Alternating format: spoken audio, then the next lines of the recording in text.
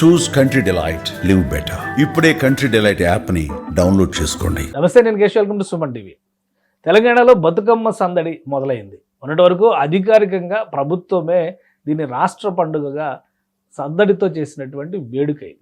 కానీ ఇప్పుడు మాత్రం ఆ సందడి ఉందా లేదా అంటే రాజకీయ పరంగా అనేక ప్రశ్నలు లేవనెత్తుతున్న పరిస్థితి కనిపిస్తుంది.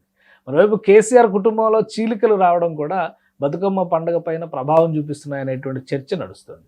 వాస్తవానికి తెలంగాణ సంస్కృతి ఆరాధన ఆలంబనగా జరిగినటువంటి తెలంగాణ ఉద్యమం, తెలంగాణ రాష్ట్ర సాకారం తర్వాత ఇప్పుడు సంస్కృతిని విస్మరించే స్థాయికి వెళ్ళిపోతుందా లేదా ప్రభుత్వాలు పట్టించుకునేటువంటి దిశగా అడుగులు వేస్తున్నాయా? విశ్లేషించే ప్రయత్నం చేద్దాం. మనతో పాటు జనసేన పార్టీ తెలంగాణ నేత, అలానే శేర్లింగంపల్లి నియోజకవర్గ ఇన్ఛార్జి డాక్టర్ మాధవరెడ్డి గారు ఉన్నారు. నమస్తే. బతుకమ్మ సందడి మొదలైంది. బతుకమ్మ అంటేనే అసలు ఈ ఆషాఢ మాసంలో బోనాలు ఎంత హడావుడి ఉంటుందో, సో దసరా పండుగ వస్తే ఈ బతుకమ్మ సందడి కూడా తెలంగాణలో ఆ స్థాయిలో కనిపిస్తుంది. ఈసారి పొలిటికల్ బతుకమ్మ అంటున్నారు అందరూ. ఏం నిజమేనా ఇది?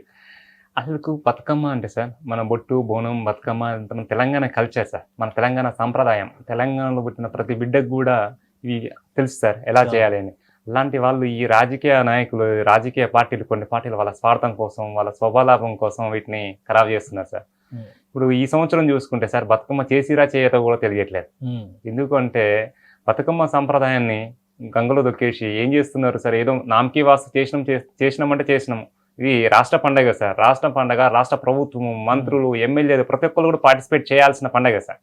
వీళ్ళు నిద్రపోయారు సార్. ఎక్కడో వీళ్ళకి కావాల్సింది నోట్ల కట్టలు, కబ్జాలు, దందాలు కావాలి. కానీ తెలంగాణ సంప్రదాయాలను కాపాడేది దాంట్లో ప్రభుత్వం మేము అధికారికంగా చేస్తున్నాం. మంత్రి సీతక్క వీళ్ళందరూ ఆల్రెడీ ఎక్కడికక్కడ మా నియోజకవర్గాల్లో మేము మొదలు పెట్టాం.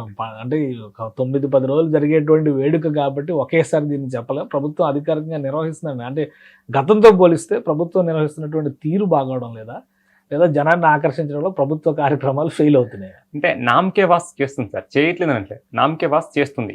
ఏ మంత్రిని కానీ ఏ ఎమ్మెల్యేని కానీ గ్రామాలలో వెళ్ళి చేయమని సార్. ఒక్కరోజు ఇప్పుడు మొదటి రోజు బతుకమ్మ అయిపోయింది సార్, 9వ రోజు బతుకమ్మకు ప్రతి ఎమ్మెల్యేని, ప్రతి ఈ కాంగ్రెస్లో ఉన్న పదవులు ఉన్న వాళ్ళ నాయకులందరినీ కూడా సార్ ఆ గ్రామాలలోకి వెళ్ళి బతుకమ్మలో పార్టిసిపేట్ చేసే ధైర్యం ఉందా సార్? ఎందుకు ముఖ్యమంత్రి గారిని వెళ్ళమనండి సార్, లేకపోతే బట్టి విక్రమార్క గారిని, దామోదర్ నరసింహారావు గారిని, రాజగోపాల్ రెడ్డిని, ఎవరినైనా సార్ వాళ్ళ ఊర్లోకి వెళ్ళి వాళ్ళ నియోజకవర్గంలో ఒక ఊర్లో వాళ్ళ బతుకమ్మలో పార్టిసిపేట్ చేసే ధైర్యం ఉందా వాళ్ళకి? ఎందుకు పార్టిసిపేట్ చేయరు అంటే, ఇప్పుడు గతంలో అంటే బతుకమ్మ అనగానే కవిత గారు కనపడేవాళ్ళు. తెలంగాణ జాగృతి పేరుతో ఒక బ్రాండ్ అంబాసిడర్ అన్నట్టుగా ఆ ప్రమోషన్ అది ఎక్కువ ఉండేది. సో ఇప్పుడు ఆ ప్రమోషన్ లేకుండా ప్రజలతో జరిగిపోతుంది వేడుక అని చెప్పని కాంగ్రెస్ పార్టీ అసలు ఇందిరాగాంధీతోనే మేము బతుకమ్మ ఎత్తించామని చెప్పని చెప్తున్నారు సార్. ఇందిరాగాంధీ కాదు, కవిత కాదు సార్. ఈ బతుకమ్మ కల్చర్ అనేది తెలంగాణ కల్చర్ సార్, తెలంగాణలో యొక్క ప్రజల కల్చర్. వీళ్ళు ఓన్ చేసుకొని వీళ్ళు కమర్షియల్ చేసుకున్నారు సార్. కవిత ఉంది, బతుకమ్మతో కొన్ని వేల కోట్లు సంపాదించింది సార్. బతుకమ్మను అడ్డం పెట్టుకుని చాలా రాజకీయాలు చేసింది, బతుకమ్మను అడ్డం పెట్టుకుని బ్లాక్మెయిల్ చేసింది. బతుకమ్మను ముందు తీసుకొచ్చింది తెలంగాణ ఉద్యమకారులు. ఉద్యమంలో ఎక్కడ 4 రోడ్ల మీద కూర్చుంటే 4 రోడ్ల మీద బొట్టు బోనం పెట్టుకొని బతుకమ్మను పెట్టుకొని కూర్చొని తెలంగాణ ఉద్యమకారులు తీసుకొచ్చారు సార్. తెలంగాణ ఉద్యమకారులని పక్కకు నెట్టి వీళ్ళు ఈ ఒక విధంగా రాజకీయ లాభం కోసము, స్వభాలాభం కోసం ఇవన్నీ చేశారు సార్. కవిత గారు బతుకమ్మను వాడుకుంది తప్ప మరి మొన్నటి వరకు అధికారంలో ఉన్నా సార్, 10 సంవత్సరాలు చేసినా అంటారు కదా, ఈ సంవత్సరం ఎందుకు చేయలేదు మరి? అదే లెవెల్ నేను చింతమడకి వెళ్ళారు, మొదటి బోనం అక్కడ, మొదటి బతుకమ్మ అక్కడ చేశారు. ఆల్రెడీ కొంతమంది ఉద్యమకారులు, నందిని సీతారెడ్డి వీళ్ళందరి దగ్గరికి వెళ్ళి కలుస్తున్నారు కదా సార్. చెడ్డీలు వేసుకునే పిల్లని అడిగినా చెప్తారు సార్ కవిత గురించి. ఇంతకుముందు ఎట్లా చేసింది, ఇప్పుడు ఎట్లా చేసింది, బతుకమ్మ మీద ఇంట్రెస్ట్తో చేసిందా, బతుకమ్మ మీద లాభంతో చేసిందా అనేది మన చిన్నపిల్లల ఊర్లలో చెడ్డీలు వేసుకునే పిల్లల్ని అడిగినా చెప్తారు. మరి నీ మీద నీకు అంతేగా కనుక గౌరవం ఉంటే, బతుకమ్మ చేయాలని ఉంటే, ఈ సంవత్సరం కూడా గత సంవత్సరాలు ఎలా చేసినావు ఆ విధంగా చేయాలి. అంటే ఈ సంవత్సరం ఇన్కమ్ లేదు నీకు. ఇన్కమ్ నువ్వు బయట దేశాలు పోయి బతుకమ్మ ఆడి వచ్చినావు, అక్కడ ఎన్ని కోట్లు తీసుకున్నావు, ఏం చేసినావు అందరికీ తెలుసు సార్. మరి ఈ సంవత్సరం ఎందుకు చేయట్లే? అంటే నీకు లాభం ఉంటే చేస్తావు, లాభం లేకపోతే చేయవు. అంటే తెలంగాణ కల్చర్ ని కూడా మీరు రాజకీయ లబ్ధి కోసం వాడుతారు. అంటే రాజకీయ పార్టీలు దీన్ని ఏమైనా అఫీషియల్ గా ఎండార్స్ చేస్తాయి. రాజకీయ పార్టీలు కూడా ఏం చేయగలరు. ప్రజలు చేసుకునే వేడుక అది. రాష్ట్ర ప్రభుత్వం ఒక వేడుకగా నిర్వహిస్తా ఉన్నప్పుడు ఆ వేడుకకి సంబంధించిన ఏర్పాట్లు ఎలా ఉన్నాయి అంతవరకే పరిమితం. రాజకీయాలకి అవకాశం ఏముంటుంది చెప్పండి? ఇప్పుడు రాజకీయ పార్టీ కూడా తెలంగాణలో ఉంది సార్. తెలంగాణ రాజకీయ పార్టీ తెలంగాణలో పార్టీ పెట్టినప్పుడు తెలంగాణ కల్చర్ ఫాలో అవ్వాలి సార్ ఖచ్చితంగా. ఈ ప్రాంత ప్రజలు నమ్ముతున్న వాటిని వీళ్ళు ఫాలో అవ్వాలి.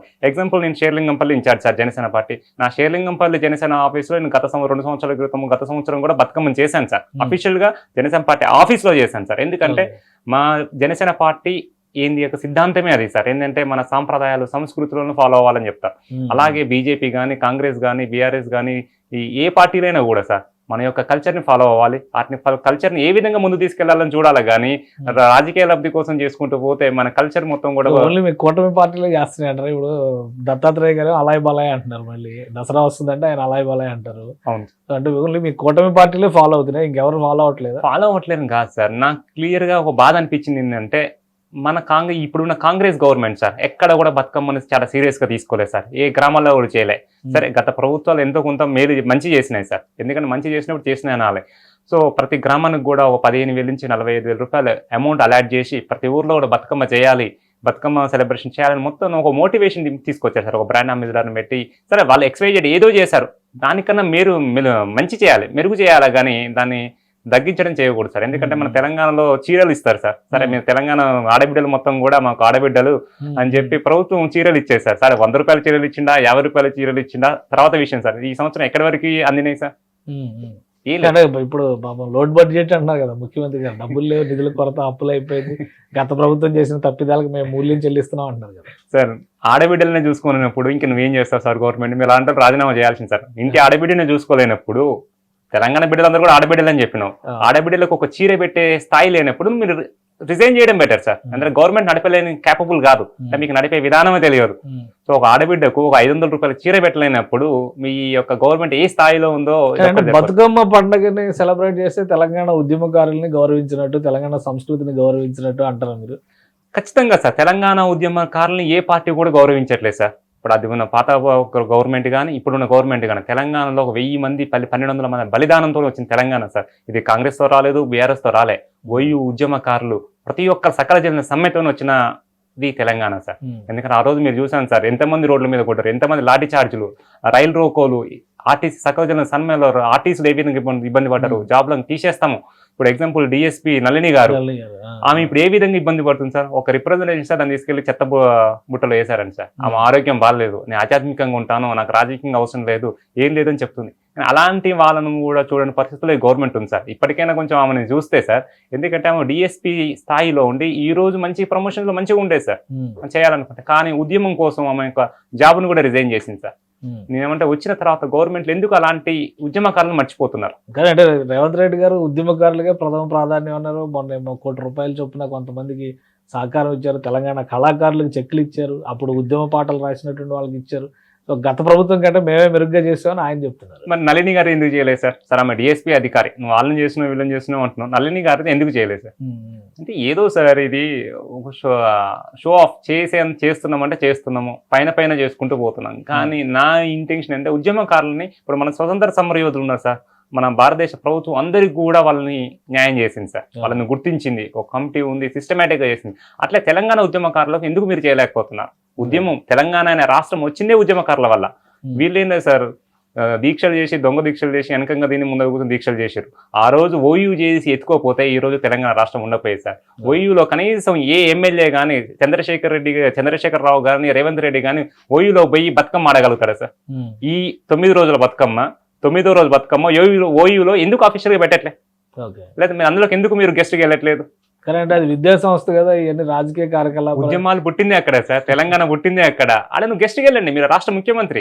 మనం వేరే రాష్ట్రంలో లేదు సార్ యూనివర్సిటీ, అది చాలా పురాతన యూనివర్సిటీ. అక్కడి నుంచి వచ్చిన వాళ్ళు చాలా మంది రాజకీయ నాయకులు ఉన్నారు, చాలా మంది విద్యావంతులు ఉన్నారు. అలాంటి యూనివర్సిటీకి వెళ్ళి మీరు ఎందుకు బతుకమ్మ చేయలేకపోతున్నారు? మీరు అంత కరెక్ట్ చేస్తే ఎందుకు చేయబోతున్నారు? అక్కడికి పోతే విద్యార్థులు తిరగబడతారు, మీరు చేసిన తప్పుదాన్ని మొత్తం కూడా బయటికి తీస్తారు. కాబట్టి వీళ్ళు వెళ్ళలేరు సార్ అక్కడికి. రైట్. థ్యాంక్ యూ మాధవరెడ్డి గారు విశ్లేషణ అందించినందుకు. ఇది తెలంగాణలో బతుకమ్మ అనేది ఖచ్చితంగా తెలంగాణ సాంస్కృతిక వారసత్వానికి ప్రతీక. దాన్ని సకల జనులతో నిర్వహించడంలో రాష్ట్ర ప్రభుత్వం విఫలమవుతుందని మాధవరెడ్డి గారు చెప్తున్నారు. రాజకీయంగా అనేక అంశాలు ఉండొచ్చు, కానీ తెలంగాణ సంస్కృతిని అణగదొక్కేటువంటి కుట్రలు చేస్తే సరైన సమాధానం విద్యార్థులే చెప్తారని హెచ్చరిస్తున్నారు. ఇది special discussion. Keep watching. Suman టీవీలో మీ పర్సనల్ అండ్ బిజినెస్ ప్రమోషన్స్ కోసం కింది నెంబర్కి కాంటాక్ట్ చేయండి.